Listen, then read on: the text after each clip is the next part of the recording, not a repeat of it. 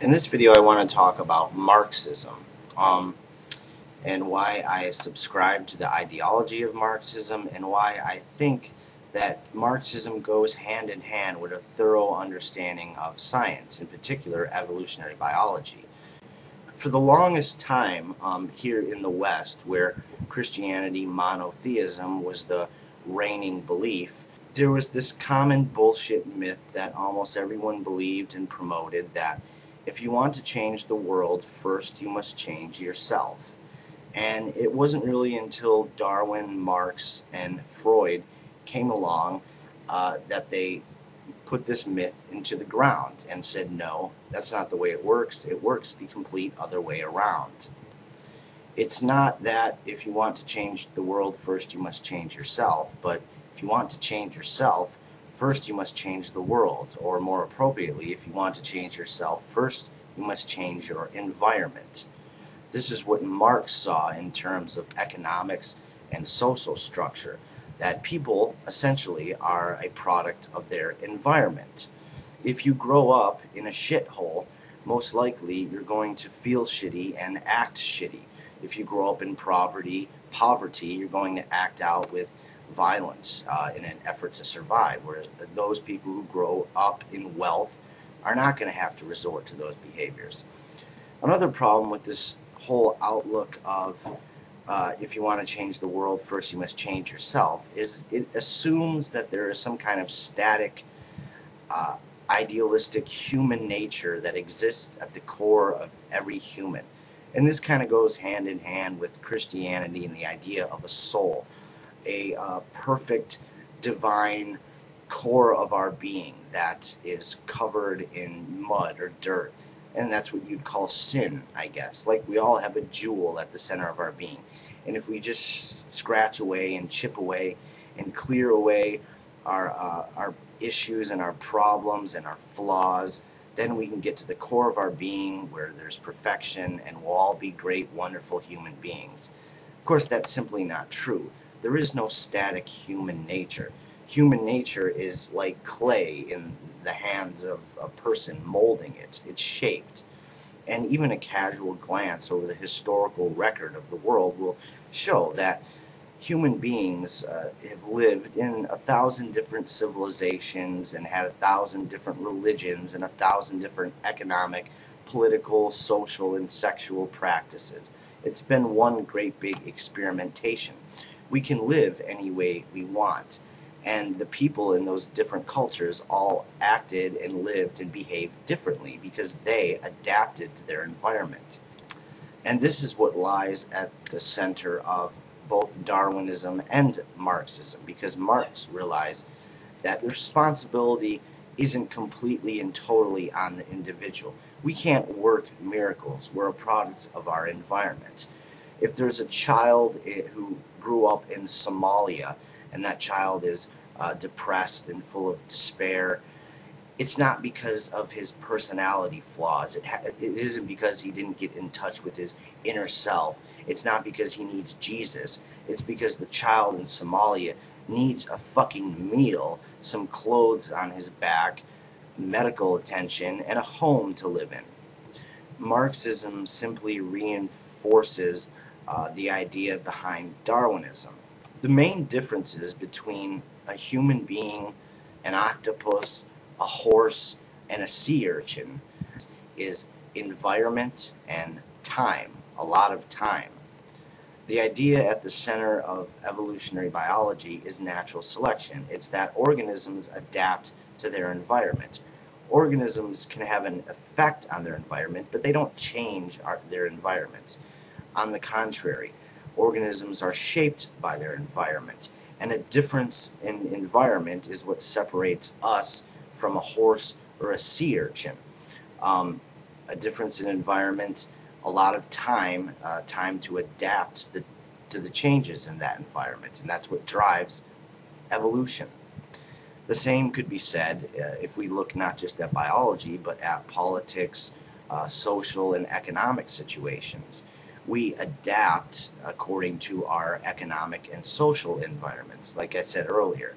If you grow up in a shithole, if you grow up in poverty, if you grow up in violence, you're going to be shaped by those factors, and they're going to determine and affect your behavior in the future.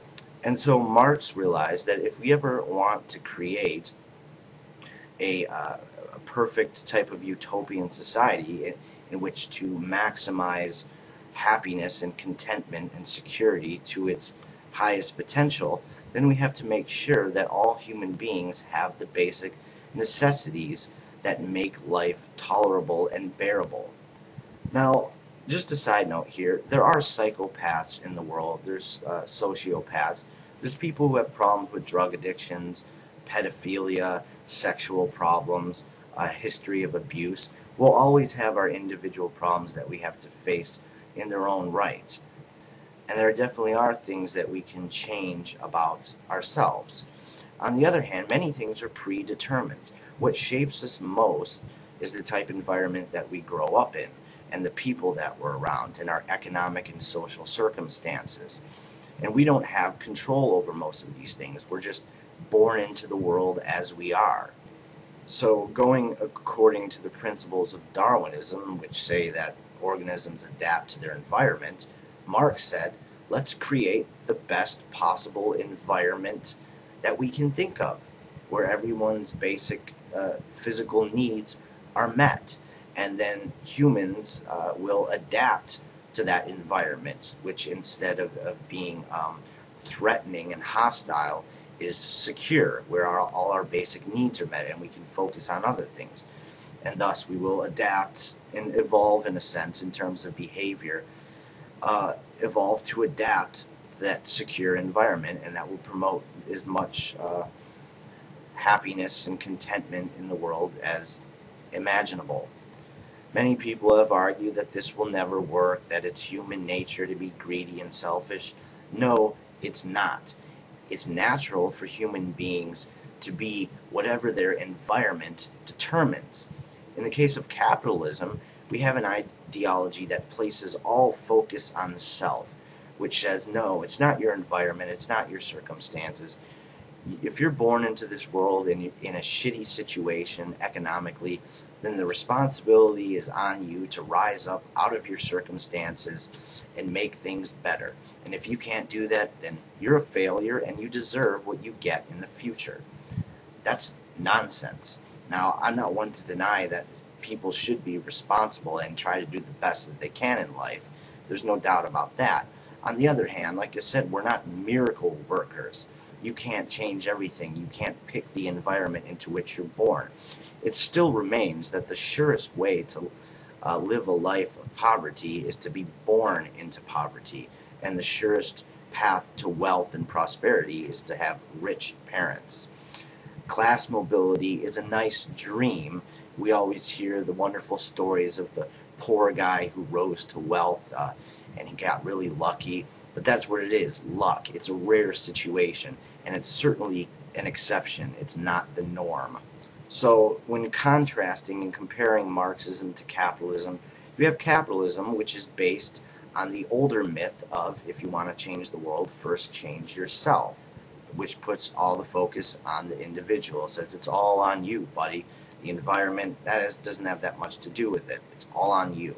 And this, of course, promotes behaviors of selfishness and greed, because we all want to rise up and ahead of our neighbors, and we want to have the most economic goods. And it's an environment of competition where everyone has to step over everyone else to get to the trophy. That type of environment, surely it's going to promote selfishness and violence and domination. Marx said that's bad. It's based on a false understanding of human nature. Human nature doesn't exist. We shape human nature as we want by changing the environment.